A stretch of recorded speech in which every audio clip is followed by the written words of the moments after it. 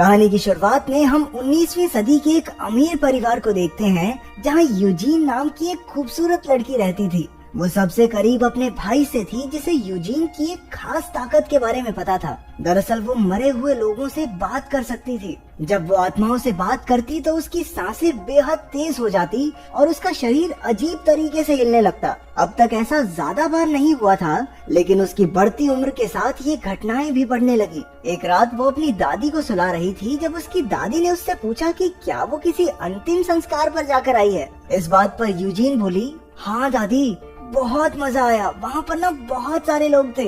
दादी यूजीन की इस अजीब सी बात को सुनकर भौचक्की रह गई। अपने कमरे में लौटते हुए यूजीन को हॉल से कुछ फुसफुसाहट सुनाई दी। उसने झांक कर देखा कि उसका भाई किसी और आदमी के साथ प्यार भरे पल गुजार रहा था। उसे देखकर वो हंस पड़ी और अपने कमरे में लौट आई। अगले दिन वो उसकी घोड़ा गाड़ी में बैठ गई और बाजार जाने की जिद करने लगी। हालांकि यूजीन को बाहर जाने की इजाजत नहीं थी, लेकिन अब वो ये जानती थी कि उसका भाई आदमी होकर आदमियों से प्यार करता है, तो वो उसे ब्लैकमेल करके उसके साथ चली गई। उसने यूजीन को बाजार में छोड़ दिया, जहां वो अकेली गलियों में घूमने लगी। इसके बाद वो एक कैफे में जाकर बैठ गई, जहां उसका ध्यान एक आदमी पर गया जो आत्माओं से बातें करने के बारे में एक किताब पढ़ रहा था। वो आदमी उसके पास आकर उससे फ्लर्ट करने लगा और यूजीन भी उसकी बातों पर हंसने लगी। उसने आदमी से किताब के बारे में पूछा तो उसने यूजीन को वो किताब पढ़ने के लिए दे दी और कहा कि पढ़ने के बाद लौटा देना। रात को यूजीन ने किताब पढ़ी तो वो उसे बहुत दिलचस्प लगी। उसमें आत्माओं की दुनिया और इंसानों के आत्माओं से बात करने के तरीके के बारे में काफी कुछ लिखा हुआ था। इससे उसे काफी समझ आया कि वो कैसे आत्माओं से बात करके उनकी मदद कर सकती है। अगले दिन उनका परिवार किसी और अमीर परिवार के साथ घूमने निकला। असल में वो चाहते थे कि उनकी बेटी और यूजीन के भाई की शादी हो जाए। हालांकि यूजीन के भाई को उसमें कोई दिलचस्पी नहीं थी, लेकिन वो फिर भी उसे पसंद करने का नाटक करने लगा। यूजीन ने उनके बीच आने की कोशिश की तो उसके पिता ने उसे काफी डांट दिया। वैसे भी यूजीन के पिता उसे ज्यादा पसंद नहीं करते थे। वो बाकी अमीर लड़कियों की तरह सजने संवरने में टाइम नहीं बिताती थी। वो दयालु थी और उसके दिल में गरीबों के लिए हमदर्दी थी, लेकिन उसके पिता के हिसाब से ये चीजें अमीरों को शोभा नहीं देती। एक रात यूजीन अपनी दादी के बाल बना रही थी, जब वो अचानक बीच में ही रुक गई और पागलों जैसी अजीबोगरीब हरकतें करने लगी।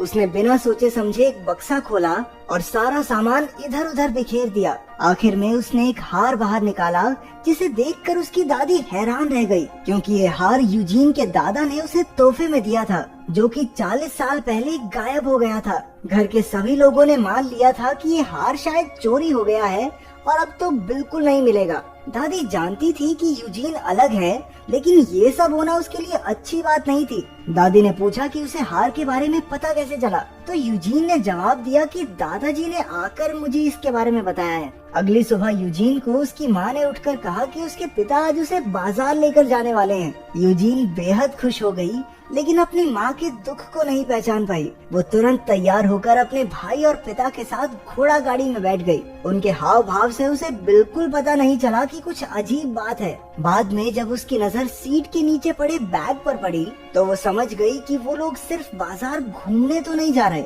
उसने खिड़की से देखा कि एक लड़की बेजान सी खड़ी सामने देख रही थी। तभी 2 लोग आए और जबरदस्ती उसे खींचकर एक बिल्डिंग में ले गए। उसने चीखते चिल्लाते हुए अपने भाई और पिता से मदद मांगी, लेकिन दोनों में कोई हलचल नहीं हुई। उसके जाने के बाद उसके भाई का दिल पछतावे से भर गया और वो बहुत दुखी हो गया। बिल्डिंग में यूजीन के सारे कपड़े उतार कर उसकी चेकिंग की गई। वो बार बार कहती रही कि वो पागल नहीं है, लेकिन पागल खाने के स्टाफ ने उसकी एक नहीं सुनी। वहाँ उसकी आजादी छीन ली गई और उसका सिर्फ एक मकसद रह गया, खुद को नॉर्मल साबित करना। वहाँ बहुत सारी और औरतें भी थी जिनकी दिमागी हालत सच में ठीक नहीं थी और कुछ बेचारियों को अमीर लोगों ने झूठ बोलकर जबरदस्ती यहाँ फंसा दिया था। यहीं यूजीन की दोस्ती लुईस नाम की एक लड़की से हो गई। अगली सुबह लुईस को डॉक्टर्स अपने साथ ले गए। उन्होंने जबरदस्ती उसके ऊपर एक्सपेरिमेंट्स करने शुरू कर दिए, मानो वो कोई जानवर हो।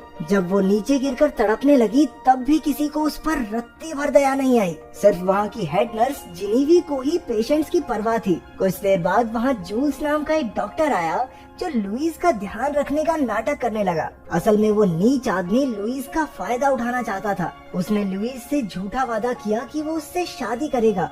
जैसे जैसे दिन बीतते गए यूजीन को और ज्यादा आत्माएं दिखाई देने लगी, लेकिन उसने अपनी असलियत सबसे छिपा कर रखी, नहीं तो ये लोग न जाने उस पर क्या क्या एक्सपेरिमेंट्स करते। लेकिन एक दिन उसने भरोसा करके नर्स जिनीव को ये बात बता दी। यूजीन ने कहा कि उसने जिनीव की मरी हुई बहन से बात की है और फिर कई बातें बताई जो सिर्फ जिनीव ही जानती थी। उसकी बातें सुनकर जिनीव के तो होश ही उड़ गए। अगले दिन यूजीन का आखिरी टेस्ट होना था। डॉक्टर ने उससे सवाल पर सवाल पूछकर ये उगलवा ही लिया कि उसे आत्माएं दिखाई देती हैं। जब डॉक्टर ने कहा कि उसे यहाँ कुछ और समय रुकना होगा तो यूजीन उस पर चिल्लाने लगी। अब तो डॉक्टर ने लिख के ही दे दिया कि यूजीन सच में पागल है। पागल खाने में ऐसे लोगों को बर्फ में रखा जाता था ताकि उनका शरीर एकदम सुन्न पड़ जाए। इसकी वजह से अब तक काफी औरतें मर चुकी थी। यूजीन ने बचने के लिए बहुत हाथ पैर मारे, लेकिन उसे जबरदस्ती बर्फ के डिब्बे में बंद कर दिया गया। वो कुछ देर तक गिड़गिड़ाती रही कि उसे बाहर निकाल लिया जाए,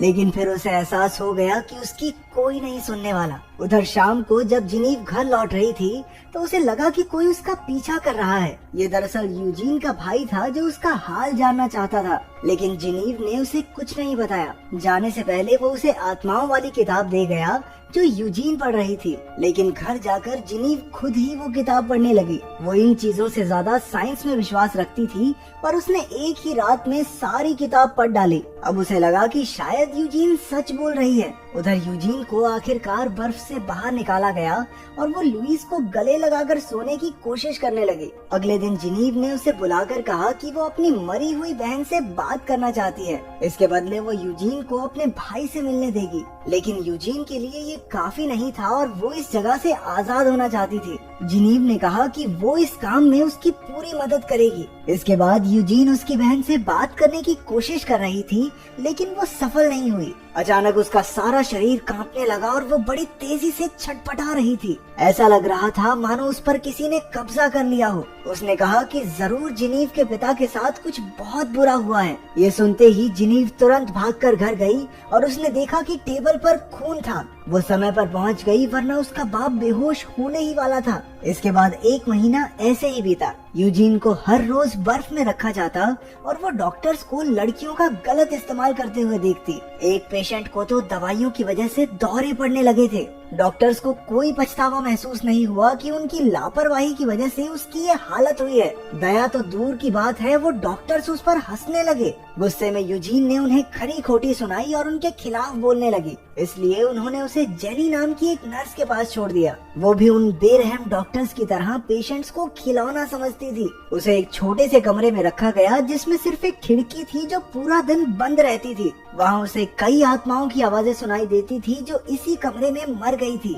यूजीन रो रो कर कहती रही कि उसे कहीं और भेज दे, लेकिन जेनी पर इस बात का कोई असर नहीं पड़ा। जेनी सिर्फ 1 मिनट के लिए रोशनी अंदर आने देती और फिर खिड़की बंद कर देती। यूजीन ने खाना और सोना सब छोड़ दिया। धीरे धीरे उसकी हालत बिगड़ने लगी। एक दिन जेनी वहाँ आकर उसका मजाक उड़ाने लगी। अचानक यूजीन को दिखाई दिया कि जेनी की माँ भी इसी कमरे में मर गई थी, क्योंकि उसने झूठ बोलकर अपनी माँ को भी यहीं फंसा दिया था। ये सुनकर भी जेनी पर कोई असर नहीं हुआ। फिर जब यूजीन ने उसे याद दिलाया कि जेनी की माँ ने उसका बच्चा मार दिया था और इसीलिए जेनी ने ये सब किया, ये सुनकर जेनी कुछ पल के लिए रोई और फिर अचानक यूजीन का गला घोटने लगी। अंत में उसने यूजीन से कहा कि उसकी माँ का नाम अपने मुंह से ना निकाले, और ये कहकर वो वहाँ से चली गई। जब जेनी बाहर जा रही थी तो एक लड़की उससे टकरा गई और उसकी चाबियां चुरा ली। फिर उसने वो चाबी जिनीव को दे दी। बाद में वो यूजीन के पास गई और यूजीन ने उसे उसकी मरी हुई बहन से हुई बात के बारे में बताया।